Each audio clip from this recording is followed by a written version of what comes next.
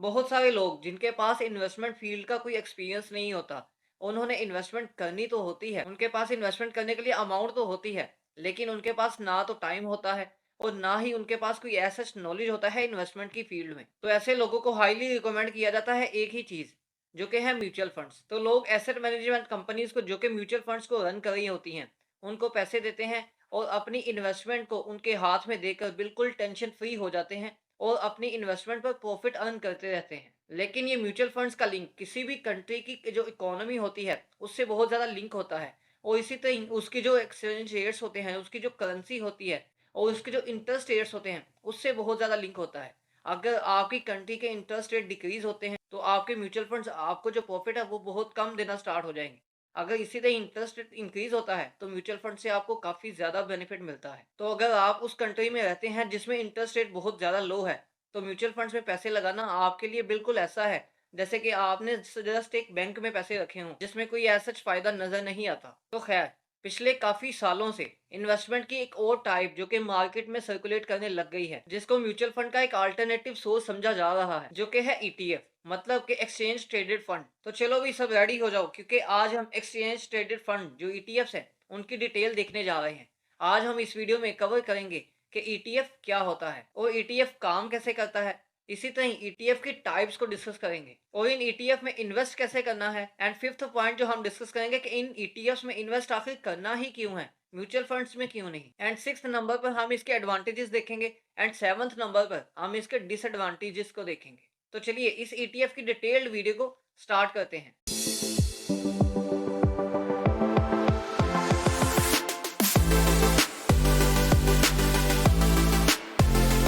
तो ईटीएफ क्या है, इसको बताने से पहले मैं आपको इसका थोड़ा सा इंट्रोडक्शन करवाता चलूं कि ईटीएफ जो कि एक्सचेंज ट्रेडेड फंड है, इसका कॉन्सेप्ट 1990s में दुनिया में लाया गया।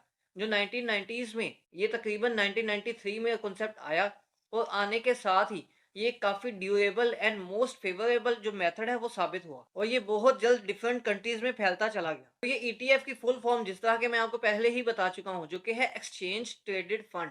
एक्सचेंज मतलब एक्सचेंज पर, आगे ट्रेडेड मतलब ट्रेड होने वाला, फंड मतलब कि ऐसा फंड जो कि एक्सचेंज पर ट्रेड होता हो। सिंपल अल्फाज में इस ईटीएफ का मतलब ये है। अब ये बेसिकली एक प्री बिल्ड पोर्टफोलियो होता है, मतलब कि एक बास्केट होती है बनी बनाई, सेम ऐसे ही जिस तरह म्यूचुअल फंड्स में होती है। ये म्यूचुअल फंड से रिलेटेड ही है, लेकिन ये काफी ज्यादा म्यूचुअल फंड से डिफरेंट भी है।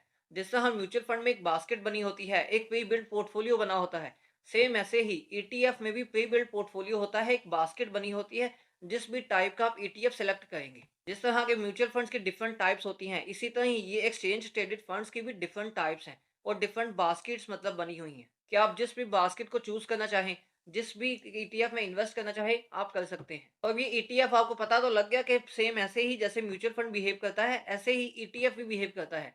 लेकिन इसकी दूसरी प्रॉपर्टी जो कि म्यूचुअल फंड से बिल्कुल अलग है, वो ये है कि ये ऐसे भी परफॉर्म करता है जैसे कि किसी एक्सचेंज पर स्टॉक्स ट्रेड करते हैं। मतलब कि स्टॉक्स की प्रॉपर्टीज भी ईटीएफ में आती हैं, म्यूचुअल फंड्स की प्रॉपर्टीज भी ईटीएफ में आती हैं। ईटीएफ बिहेव करता है same like stocks and mutual funds दोनों के जैसा। तो यहाँ पर एक और कॉन्सेप्ट को इसके साथ ही क्लियर करता चलो, जिस तरह के म्यूचुअल फंड्स में कंपनी का एक पोर्टफोलियो बना होता है कि आपको कंपनीज को एनालाइज नहीं करना पड़ता, सेम ऐसे ही ये म्यूचुअल फंड्स की तरह बिहेव करता है ईटीएफ। ईटीएफ एक बास्केट बनी होती है जिसको आपको एनालाइज करना नहीं पड़ता, आप बस उसमें इन्वेस्टमेंट करते हैं। चाहे वो इंडेक्स ईटीएफ हो, चाहे किसी भी स्टॉक का ईटीएफ हो, चाहे किसी सेक्टर का हो, या इसी तरह किसी कमोडिटी का भी हो सकता है। तो ये सब टाइप्स आगे हम देखते हैं और इसी तरह ये स्टॉक के बिहाफ पर भी काम करता है, जैसे स्टॉक काम करते हैं। मतलब कि एक्सचेंज पर ट्रेड होते हैं, डेली बाय और सेल होते हैं। तो इस तरह ये म्यूचुअल फंड्स और जो स्टॉक्स हैं, इन दोनों की तरह का बिहेवियर रखता है ईटीएफ। तो ये ईटीएफ क्या है, इसका आपको बखूबी अंदाजा हो गया होगा। और ये ईटीएफ सेम ऐसे ही ट्रेड करता है जैसे कि स्टॉक, कि आप उसी को सेम डे में किसी भी टाइम बाय कर सकते हैं, किसी भी टाइम उसको सेल आउट कर सकते हैं। और ये म्यूचुअल फंड से डिफरेंट इस तरह है कि ईटीएफ में कोई ऐसी जो मैनेजमेंट कंपनीज की फीस होती है, ऐसी कोई फीस नहीं होती। और ये स्टॉक से इस तरह मिलता जुलता है कि स्टॉक की तरह ट्रेड तो करता है, लेकिन इसी तरह ही जिस तरह स्टॉक में आपका टैक्स डिडक्ट होता है, मतलब जब आप बाय करते हैं तो आपको चार्ज लगता है, इसी तरह जब आप सेल आउट करते हैं तब भी ब्रोकर एक स्पेसिफिक अमाउंट आपकी चार्ज करता है आपकी इन्वेस्टमेंट की। तो ईटीएफ में भी सेम ऐसा ही है कि जो ब्रोकर होता है वो आपसे चार्ज करता है एक स्पेसिफिक अमाउंट, जो कि आप ईटीएफ चाहे बाय करें चाहे सेल करें, इसमें कोई भी मैनेजमेंट फी नहीं होती। तो जिस तरह कोई भी कंपनी अपनी कंट्री की स्टॉक एक्सचेंज में लिस्ट होती है, सेम ऐसे ही ईटीएफ भी स्टॉक एक्सचेंज में लिस्ट होता है और ये ईटीएफ बिल्कुल स्टॉक्स की तरह का ही होता है कि इनकी प्राइस सुबह के टाइम कुछ और हो सकती है, शाम के टाइम कुछ और। मतलब कि इसकी प्राइस काफ़ी ज़्यादा फ्लक्चुएट भी करती है जिस तरह के स्टॉक्स की करती है। लेकिन अगर आप म्यूचुअल फंड को देखें तो म्यूचुअल फंड में ऐसा नहीं होता। तो अब हम दूसरे कॉन्सेप्ट पर आते हैं कि ये आखिर ईटीएफ्स काम कैसे करते हैं। तो बेसिकली ये बहुत ही ज़्यादा जो वाइड कॉन्सेप्ट है, इसको हम नेक्स्ट वीडियो में डिटेल से कवर करेंगे, लेकिन अभी मैं आपको कॉन्सेप्ट बताता चलूँ कि ये काम कैसे करते हैं। अब जिस तरह म्यूचुअल फंड्स होते हैं, म्यूचुअल फंड्स के एसेट्स बने होते हैं, ये कंपनीज में इन्वेस्ट करते हैं और उनकी एक वर्थ होती है। सेम इसी तरह ईटीएफ का जिस तरह का भी आप ईटीएफ सेलेक्ट करते हैं, चाहे वो कमोडिटी ईटीएफ हो, चाहे किसी इंडेक्स का ईटीएफ हो, चाहे किसी बास्केट स्टॉक्स की बास्केट हो, या इसी तरह किसी भी टाइप का आपका क्रिप्टो का भी जो ईटीएफ हो सकता है। लेकिन वो आपकी जिस कंट्री में है और वहाँ पे कौन-कौन से ईटीएफ्स हैं, ये आपको वहीं पे देखकर और वहीं से इन्वेस्टमेंट कर सकते हैं आप। ये क्रिप्टो का ईटीएफ और इसी तरह कमोडिटीज का ईटीएफ भी कुछ कंट्रीज में है जो कि वेल डेवलप्ड कंट्रीज हैं। तो खैर जिस तरह म्यूचुअल फंड्स में पैसे आते हैं, सेम इसी तरह ही जब ईटीएफ को बाय किया जाता है तो वहां पर उसको रकम मिलती है, वहां पर उसको पैसे आते हैं। अब उनने बेसिकली एक एसेट बनाया होता है कि उनके पास एक पोर्टफोलियो बना होता है। अब उस पोर्टफोलियो में एसेट्स के अकॉर्डिंग जो उनके पास अमाउंट होती है वो अपने एसेट्स को इंक्रीज करते जाते हैं। अब जो कंपनीज का पोर्टफोलियो बना हुआ है या किसी भी कमोडिटी का पोर्टफोलियो जो है वो बना है, अब वहां से उनको जो बेनिफिट आता है वो बेनिफिट वो डिविडेंड की सूरत में अपने शेयर होल्डर्स को देते भी हैं, क्योंकि ये एक स्टॉक होता है ईटीएफ। वो अपने शेयर होल्डर्स को डिविडेंड की सूरत में भी देते हैं।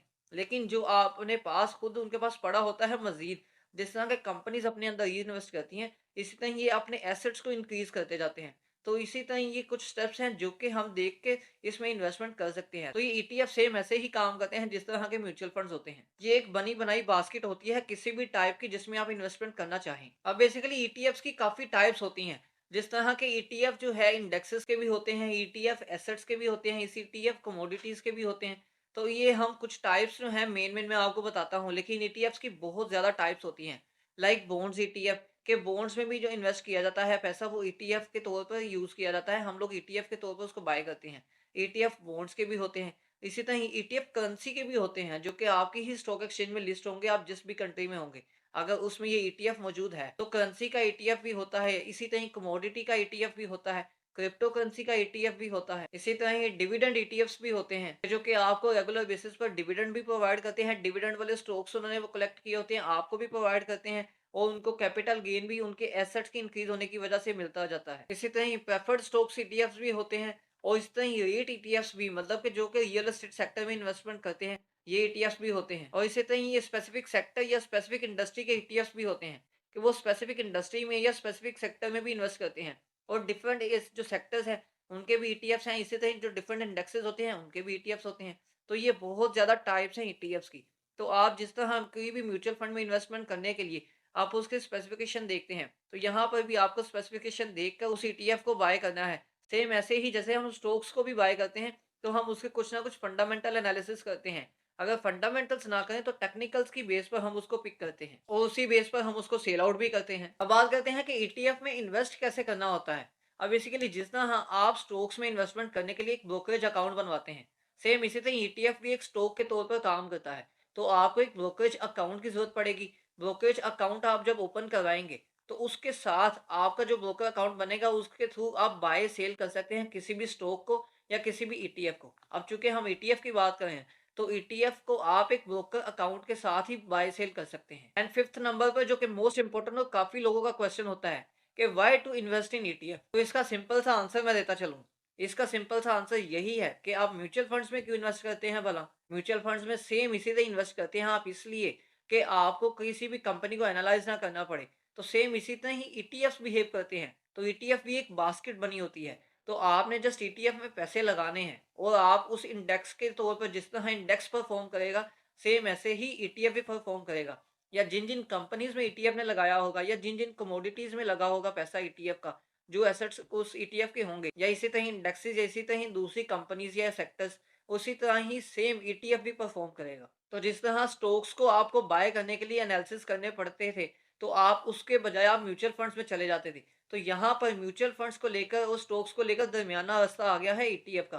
तो इसलिए आप ईटीएफ में इन्वेस्ट करें कि म्यूचुअल फंड्स में जो प्रॉफिट है वो कम मिलता है as compare to ETF. ETF में आपको काफी ज्यादा प्रॉफिट भी मिल सकता है जिस तरह के आपको स्टॉक्स में प्रॉफिट ज़्यादा मिलता है। तो जिस तरह के आपने इक्विटी म्यूचुअल फंड्स को भी देखा होगा कि वो भी स्टॉक मार्केट में इन्वेस्ट करते हैं, तो स्टॉक मार्केट से इतना प्रॉफिट अर्न करके वो अपनी भी के पास भी रखते हैं, अपने शेयर होल्डर्स को भी देते हैं और उनके म्यूचुअल फंड्स का साइज़ भी इंक्रीज़ होता जाता है। तो सेम ऐसे ही ईटीएफ्स भी हैं। तो आप म्यूचुअल फंड्स को क्यों चूज़ करते हैं, सेम ऐसे ही आपने ईटीएफ को क्यों चूज़ करना है, दोनों का रोल सेम ही है। लेकिन ईटीएफ में एक पॉइंट ज़्यादा जो एक्स्ट्रा मैक्सिमम होता है, वो होता है प्रॉफिट के म्यूचुअल फंड्स की निस्बत ईटीएफ में प्रॉफिट आपको ज़्यादा मिल सकता है। तो अब हम मोस्ट इंपोर्टेंट स्टेप पर आते हैं जो कि है एडवांटेजेस का। तो हम ईटीएफ के एडवांटेजेस देखते हैं। तो सबसे पहला एडवांटेज है डाइवर्सिफिकेशन। ये जो ईटीएफ है ये इन्वेस्टर्स को इंस्टेंट डाइवर्सिफिकेशन प्रोवाइड करता है। चाहे वो अक्रॉस द बोर्ड मार्केट्स हो या एसेट क्लासेस हो या मार्केट सेक्टर्स या इसी तरह स्पेसिफिक इंडस्ट्रीज। तो ईटीएफ में आपको बहुत ज्यादा डाइवर्सिफिकेशन मिलती है। एंड सेकंड एडवांटेज जो कि मोस्ट इंपोर्टेंट एडवांटेज है जो कि है फ्लेक्सिबिलिटी एंड एक्सेसिबिलिटी। मतलब कि ये बहुत ज्यादा फ्लेक्सिबिलिटी और एक्सेसिबिलिटी इस तौर पर भी है कि आपको इस ईटीएफ को कहीं भी बाय और कभी भी सेल कर सकते हैं। म्यूचुअल फंड्स की तरह आपको कहीं वेट नहीं करना पड़ता कि आपको अगर अपनी अमाउंट स्पेसिफिक टाइम के लिए रखवाई है तो आप उससे पहले निकलवा नहीं सकते, या आपको अगर निकलवाने भी हैं तो आपको काफ़ी ज़्यादा टाइम लग जाएगा। तो ईटीएफ सेम ऐसे ही बिहेव करते हैं जैसे कि स्टॉक्स। तो आप उसको किसी भी टाइम सेम डे में ही सेल आउट करके उसको अपने पैसे में कन्वर्ट कर सकते हैं। और इसी तरह थर्ड एडवांटेज है लो फीस का, जो कि मोस्ट इंपॉर्टेंट एडवांटेज है इस ईटीएफ का, जिसकी वजह से ये ईटीएफ काफ़ी ज़्यादा फेमस हुआ। अब जिस तरह के म्यूचुअल फंड्स में बहुत ज़्यादा मैनेजमेंट फीसेस लग जाती थी, तो यहाँ पर लो फीस है, मतलब कि कोई मैनेजमेंट फीस तो है ही नहीं। सिर्फ जो आपने बाय और सेल करना है, जैसे स्टॉक्स पर ब्रोकर अपनी जो स्पेसिफिक अमाउंट है वो बाय पर या सेल पर चार्ज करता है, सेम ऐसे ही ईटीएफ्स को जब आप बाय या सेल करेंगे तो उतनी ही स्पेसिफिक थोड़ी सी अमाउंट जो ब्रोकर है वो चार्ज करेगा। इसकी एज सच कोई मैनेजमेंट फी या जिस तरह के म्यूचुअल फंड्स के चार्जेस होते थे उस तरह नहीं है। तो इसलिए ये जो ईटीएफ है ये बहुत ज़्यादा लो कॉस्ट है, बहुत ज़्यादा लो फीसेस है इनकी। एंड फोर्थ एडवांटेज आ जाता है लिक्विडिटी। अब मतलब कि ये लिक्विडिटी सुकून से हो जाती है इनकी, कि आपके पास कोई भी ईटीएफ पड़ा है, उनकी लिक्विडिटी जिसको भी आप ईटीएफ को चूज़ कर रहे हैं, उसकी लिक्विडिटी अच्छी है, तो वो आप इज़िली उसको लिक्विडेट कर सकते हैं। किसी भी एक छोटी-सी प्राइस पे या इसी एक ही स्प्रेड के अंदर-अंदर, कि जिस प्राइस पे आपने बाय किया हो या जिस प्राइस पर वो ट्रेड कर रहा हो, उसके आस-पास ही वो इज़िली सेल हो जाता है अगर उसकी लिक्विडिटी जितनी ज़्यादा हो। तो ये सब तो हो गए अच्छे पॉइंट्स जो कि ईटीएफ्स के थे। अब हम इसके ड्रॉबैक्स की तरफ, इसकी लिमिटेशंस की तरफ, मतलब कि इसके डिसएडवांटेजेस की तरफ आते हैं। हाँ, इसके डिसएडवांटेजेस बिल्कुल हैं। सबसे पहला जो मेन और मोस्ट इम्पोर्टेंट डिसएडवांटेज है, जिसकी वजह से काफ़ी ज़्यादा जो इन्वेस्टर्स हैं, वो ईटीएफ की तरफ नहीं आते, वो है लिक्विडेशन, मतलब कि लिक्विडेट करना, कि ये जो ईटीएफ्स होते हैं, ये ईज़िली लिक्विडेट होते ही नहीं हैं। आपने जो ईटीएफ बाय कर लिया, अब आपने वो ईटीएफ बाय किया है, लेकिन वो इतना ज़्यादा लिक्विडेट हुआ ही नहीं, उसके इतने ज़्यादा स्टॉक्स हैं ही नहीं। और अगर जितने स्टॉक्स हैं, मार्केट में उतनी उसकी डिमांड है ही नहीं। तो डिमांड अगर लो है, तो ये ईटीएफ को आप जिसने बाय कर लिया है, आप उसको सेल आउट करेंगे आखिर कहाँ? तो इस वजह से ये ईटीएफ, इसका एक बहुत ज़्यादा बड़ा डिसएडवांटेज है, बहुत बड़ी लिमिटेशन है कि ये इज़िली सेल आउट नहीं होते। लेकिन ये हर ईटीएफ के साथ मसला नहीं है। आप वो ईटीएफ में इन्वेस्ट करें जिसमें लिक्विडिटी काफ़ी ज़्यादा हो, जिसमें आपको पता लगे कि डेली के बेसिस पर वॉल्यूम्स लगते हैं। इसी तरह डेली के बेसिस पर बाय सेल्स वगैरह होती हैं, उनके वॉल्यूम्स के अकॉर्डिंग आप उसकी लिक्विडिटी को देखकर उस ईटीएफ में इन्वेस्ट करें, ताकि आपको इस लिमिटेशन का सामना ना करना पड़े। आप इस डिसएडवांटेज से बिल्कुल दूर रहें। अब यहाँ पर दूसरी लिमिटेशन जो कि है एडिशनल कॉस्ट की। ये एडिशनल कॉस्ट को मैं आपको थोड़ा बताता चलूँ। मेरी नज़र में ये additional cost as such limitation तो नहीं है ही। क्योंकि यहाँ पर मैं आपको इसकी डिटेल बता दूँ तो आपके लिए लिमिटेशन हो भी सकती है। तो ये लिमिटेशन काफ़ी हद तक मानी भी जाती है। तो यहाँ पर ये जो एडिशनल कॉस्ट है, इसका मतलब सिंपल सा ये है कि जो ब्रोकर है वो आपसे बाय और सेल दोनों दफ़ा जो अपने चार्जेज़ हैं वो डिडक्ट करता है। और इसी तरह ही ईटीएफ्स में अगर आपको डिविडेंड आता है तो डिविडेंड में भी जो गवर्नमेंट है वो भी टैक्स डिडक्ट करती है। तो इस तरह के काफ़ी जो टैक्सेस हैं वो भी डिडक्ट होते हैं। लेकिन आप ये बिल्कुल भी ना सोचिए कि ये सिर्फ मतलब ईटीएफ में होगा, म्यूचुअल फंड्स में भी ऐसा ही है। जब आपने अपनी इन्वेस्टमेंट की होती है उस पर जितना भी प्रॉफिट होता है, तो आप जब उसको निकलवाते हैं म्यूचुअल फंड से, तो गवर्नमेंट तो अपना टैक्स डिडक्ट करती ही करती है, जो कि तकरीबन हर कंट्री में डिफरेंट होता है, 10 से 15 से 20% भी हो जाता है। अब यहाँ पर तीसरी लिमिटेशन जो कि एक बहुत ही छोटी सी लिमिटेशन है, जो कि है एक्सेस ट्रेडिंग। मतलब कि आपने एक्सेस ट्रेडिंग नहीं करनी यहाँ पर। अब यहाँ पे इसका मतलब ये है कि जिस तरह के म्यूचुअल फंड्स में हम इन्वेस्ट करते हैं, हमारा एक गोल होता है। हम उसमें इन्वेस्ट करके भूल जाते हैं कि हमने इन्वेस्टमेंट की है, और कब 2 साल बाद, 4 साल बाद, 5 साल बाद जितने की भी टेन्योर के लिए हमने इन्वेस्टमेंट की है, हमें उसके बाद एक रेगुलर प्रॉफिट मिलता जाएगा, उसके बाद हमें एक अच्छी खासी अमाउंट मिल जाएगी। लेकिन जब ईटीएफ की बारी आती है, तो ईटीएफ में हमारा जो गोल होता है, वो गोल ही चेंज होता जाता है। तो ये होती है एक्सेस ट्रेडिंग, जो कि हम ईटीएफ की बारी करते हैं। ईटीएफ की बारी बस आपको यही करना है कि अगर मार्केट में कोई न्यूज़ आती है, या कोई रूमर्स आती हैं जिस तरह के स्टॉक मार्केट को लेकर आती हैं कि स्टॉक मार्केट अब क्रैश हो जाएगी, तो यहाँ पर आपने उन रूमर्स से, उन न्यूज़ से दूर ही रहना है। चूँकि आपने लॉन्ग टर्म की तरफ जाना है, तो आपने लॉन्ग टर्म के लिए ही छोड़ देना है उन ईटीएफ्स को। तो जिस तरह के काफ़ी इन्वेस्टर्स उन रूमर्स को देखकर, इसी तरह न्यूज़ेज़ को, मार्केट के कंडीशंस को देखकर उसको डेली से ट्रेड करना स्टार्ट कर देते हैं, डेली बाय कर देते हैं, डेली सेल आउट कर देते हैं। तो ये ईटीएफ का मकसद ये बिल्कुल भी नहीं होता। तो इसलिए ये भी एक लिमिटेशन हो सकती है जो कि है एक्सेस ट्रेडिंग की। अब यहाँ पर फोर्थ एंड लास्ट जो डिसएडवांटेज आ जाता है, जो कि है पोटेंशियली लो रिटर्न्स। अब ये पोटेंशियली जो लो रिटर्न है, मतलब कि इनके अंदर सिर्फ लो रिटर्न का ही पोटेंशियल होता है। अब ये सिर्फ ईटीएफ में नहीं, बल्कि म्यूचुअल फंड्स में भी होता है। म्यूचुअल फंड्स और ईटीएफ्स दोनों की ये लिमिटेशन है कि इनमें जो पोटेंशियल है वो लो रिटर्न का ही होता है, कि लो रिटर्न ही इनसे आता है। इसी तरह अगर आप ये लो रिटर्न के पोटेंशियल को कन्वर्ट करना चाहें स्टॉक्स में, तो वो भी हो सकता है। तो वो हाईली जो प्रॉफिटेबल स्टॉक्स होते हैं, आप उनमें भी इन्वेस्ट करें, तो ये एक अच्छी खासी प्रॉफिटेबल इन्वेस्टमेंट हो सकती है। तो ये जस्ट स्टॉक्स के बिहाफ पर लिमिटेशन है, जो कि लिमिटेशन सिर्फ ईटीएफ की नहीं बल्कि म्यूचुअल फंड्स की भी है। तो यहाँ पर अगर म्यूचुअल फंड्स को लेकर ईटीएफ को देखा जाए, तो ईटीएफ मेरे ख्याल में बेहतर परफॉर्म कर रहे हैं और ईटीएफ म्यूचुअल फंड्स के तौर पर एक अच्छा ऑप्शन साबित होते हैं। तो ये लिमिटेशन सिर्फ उनके लिए है जो कि स्टॉक्स को जानते हैं लेकिन स्टॉक्स में इन्वेस्ट नहीं करते। तो स्टॉक में इन्वेस्ट करना as compare to mutual funds या ईटीएफ, वो बहुत अच्छा साबित होता है। लेकिन अगर आप ये स्टॉक्स में आते ही नहीं या आपको स्टॉक्स का पता ही नहीं, तो ईटीएफ आपके लिए बेस्ट ऑप्शन है म्यूचुअल फंड्स के अलावा। म्यूचुअल फंड्स में अगर आप ट्रेड करते हैं, म्यूचुअल फंड्स के अलावा अगर आप ईटीएफ में भी आ जाएं, तो आप ईटीएफ में भी अच्छा खासा रिटर्न एक्सपेक्ट कर सकते हैं। तो ये ईटीएफ पर आपकी क्या राय है? आप अपनी राय कमेंट सेक्शन में लाज़मी दें। तो ये ईटीएफ की डिटेल्ड वीडियो आपको कैसी लगी? वीडियो को लाइक और दोस्तों की हेल्प के लिए शेयर लाज़मी करें और अपनी राय से कमेंट सेक्शन में लाज़मी बताना है। और मज़ीद ऐसी एंटरटेनिंग वीडियोज़ को देखने के लिए इस चैनल को सब्सक्राइब कर लें। और जिस तरह कि आपको पता है कि टेक्निकल एनालिसिस का कोर्स स्टार्ट हुआ है, तो टेक्निकल एनालिसिस को सीखने के लिए आप इस चैनल को लाज़मी सब्सक्राइब कर लें, ताकि टेक्निकल एनालिसिस की कोई भी क्लास आप मिस ना कर पाएँ। क्योंकि अगर दरमियान की भी कोई भी क्लास मिस होती है, तो आपके टेक्निकल एनालिसिस के काफ़ी ज़्यादा कॉन्सेप्ट्स ख़त्म हो सकते हैं या आप काफ़ी ज़्यादा कन्फ्यूजन का शिकार हो सकते हैं। तो आप बिल्कुल कन्फ्यूजन फ्री होने के लिए इस चैनल को सब्सक्राइब लाज़मी कर दें।